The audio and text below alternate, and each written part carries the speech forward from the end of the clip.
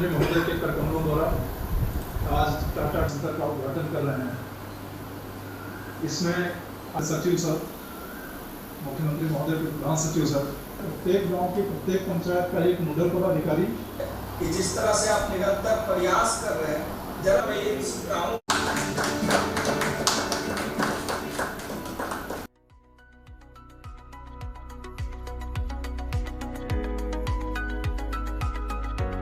School घाटोटांड Mandu में 80 bed की क्षमता वाली कोविड केयर सेंटर विकसित की गई है। इस केंद्र में सभी 80 बेड के साथ पाइप, दवाइयाँ, पीपीई किट, बायोमेडिकल कचरा प्रबंधन, मरीजों के लिए खाने पीने की व्यवस्था, केंद्र की साफ सफाई के साथ साथ व्हीलचेयर, स्ट्रेचर एवं एम्बुलेंस का भी प्रावधान किया गया है। आपने सुना किस तरीके से रामगढ़ 30 बेड की स्वास्थ्य सुविधा से लेकर के आज लगभग 450 के कोविड बेड के साथ अपने आप को स्वास्थ्य सेवा में काफ़ी बेहतर योजनाबद्ध तरीके से काम कर रही है। ये किसी को पता नहीं था कि इस तरीके की वैश्विक महामारी आएगी और अचानक समझिए कि हम लोग एक ऐसे तूफान में फंसे हैं जहां सब मिलकर सभी लोग, सभी समाज के लोग, सभी सामाजिक कार्यकर्ता, सभी राजनीतिक दलों के लोग अपने दलगत भावना से उठकर आज इस संक्रमण से कैसे बचे इस पर लगातार चिंताएं मंथन पर लगे रहते हैं, कार्य भी करते हैं, सहयोग भी करते हैं।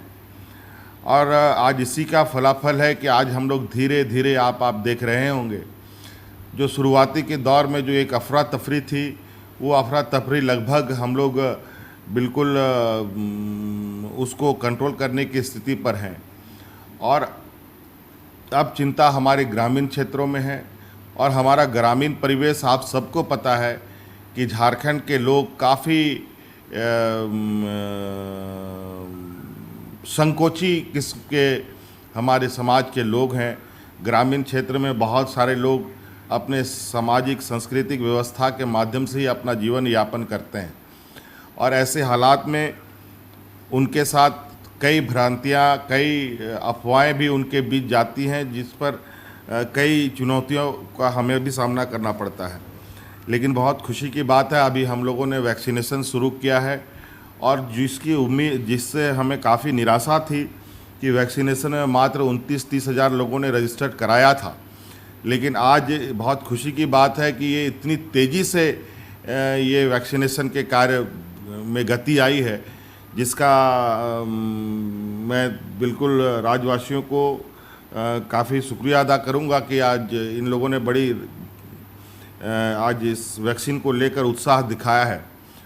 सभी जनप्रतिनिधि, जो मुखिया, ग्राम प्रधान, वार्ड पार्षद, इन सब लोगों को प्राथमिकता के आधार पर वैक्सीन लगाने के लिए हम लोगों ने निर्देश दिया है, ताकि हमारे ग्रामीण क्षेत्रों में लोगों की जो भ्रांतियां हैं वो भ्रांतियां समाप्त हो और उसमें और लोग भी आकर्षित हों और वैक्सीन लगाने के लिए सरकार तक पहुँचे। और हम लोगों ने जो लोग संक्रमित लोग हैं उन लोगों को आर्थिक लाभ की जो बात आई है, हम हर संभव उनको लाभ पहुंचाने का हमारा संकल्प है।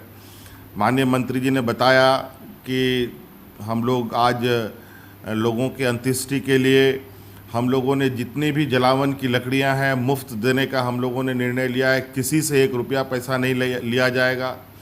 कब्रगाह में जो खुदाई होगा, सभी लगभग कब्रगाह में हम लोगों ने निर्देश दिया है कि सभी कब्रगाह में जेसीबी उपलब्ध कराई वहाँ रखी जाएगी, जहाँ बहुत जल्दी से और बहुत गड्ढे तक, बहुत नीचे तक खुदाई करके इस संक्रमित लोगों को या मृत लोगों को दफनाया जाएगा। वहाँ पर भी निःशुल्क करने का हम लोगों ने निर्णय लिया है। तो इसलिए हर संभव हमारा प्रयास है, जहाँ जहाँ हमें खबर आती है, जहाँ जहाँ हमारे नॉलेज में चीज़ें लाई जाती है, उसको हम लोग तुरंत संज्ञान लेते हुए उस पर कार्रवाई भी कर रहे हैं।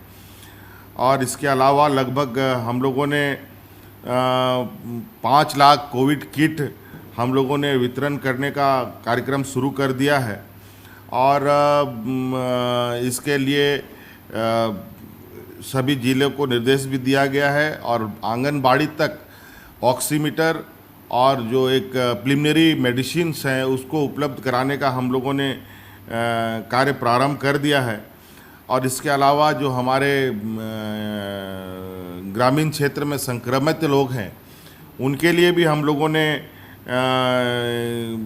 कार्य योजना तैयार किया है कि आंगनबाड़ी के माध्यम से गांव के अंदर लोगों की पहचान की जाएगी। संक्रमित जो लोग होंगे उनको हम लोग एक निश्चित जगह एक कोविड सेंटर बनाया जाएगा, जहां रैट टेस्ट करके अगर वो पॉजिटिव होगा तो उनको सेंटर में ला करके उनकी इलाज की जाएगी। और उनको होम आइसोलेशन की आवश्यकता होगी तो उनको मॉनिटरिंग किया जाएगा और उनको दवा उपलब्ध कराई जाएगी। और इसके लिए लगभग हम लोगों ने 20 लाख अभी रैपिड एंटीजन टेस्ट की जो किट है वो हम लोगों ने वितरण किया है। अभी हम लोगों ने भारत सरकार से और 45 लाख रैपिड एंटीजन टेस्ट की किट का भी हम लोगों ने डिमांड किया है। और इसे और आगे बढ़ाने की हमारी सोच है ताकि हर व्यक्ति का हम लोग एक कम से कम RT-PCR ना सही रैपिड एंटीजन टेस्ट के माध्यम से उनकी टेस्ट की जाए, क्योंकि हमें ग्रामीण क्षेत्र में वैक्सीन भी लगाने हैं। अगर लोग संक्रमित होंगे या किसी भी तरह की कोई उनको बीमारी होगी, सर्दी होगी, खांसी होगी, कोविड छोड़ करके भी अगर साधारण सर्दी खांसी बुखार होगा तो उसको हम वैक्सीन नहीं लगा पाएंगे।